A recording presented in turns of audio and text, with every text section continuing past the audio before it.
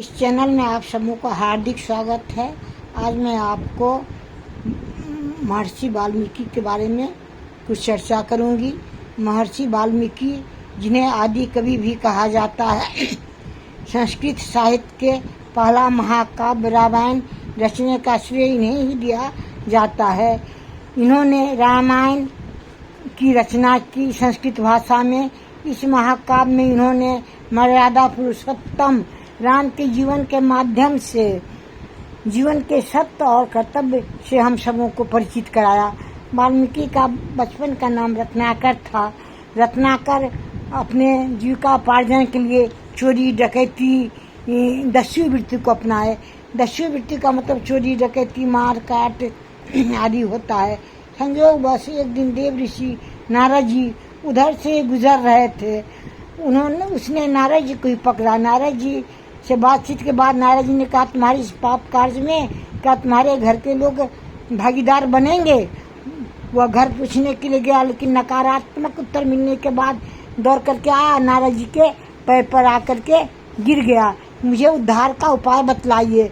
नारद जी ने उसे ईश्वरोपासना और ध्यान में तल्लीन होकर के राम नाम का जाप करने के लिए कहा, और वे वहाँ से घने वन में जाकर के ध्यान में मग्न हो गए, तपस्या में मग्न हो गए। वहाँ उनके शरीर पर वाल्मीकि ने घर बना लिया और उन्हें इसका भी खबर नहीं हुआ, इतने ध्यान में मग्न थे। और उनका हृदय तपस्या करते करते बिल्कुल पवित्र हो गया। उन्हें एक गंभीर वाणी सुनाई दी कि तुम्हारा पुराना नाम लुप्त हो गया है, अब तुम वाल्मीकि के नाम से प्रसिद्ध हो जाओगे और तुम अब सत्कार्य में लगो। और वे सत्कार्य में लग गए। एक दिन वह गंगा स्नान के लिए जा रहे थे कि क्रोध पक्षी की एक जोड़ा प्रेमालिंगन में मग्न था, जिसे के प्रणय क्रिया को देखकर के वे बहुत ही खुश हुए, हर्षित हुए। उसी समय एक सनसनाता हुआ तीर निकला, जिन्होंने नर क्रोध को मार डाला। मादा क्रोध शोका विभोत होकर मृतदेह पर मंडराने लगी। महर्षि इस कारुण दृश्य को देखकर शोकाकुल हो गए।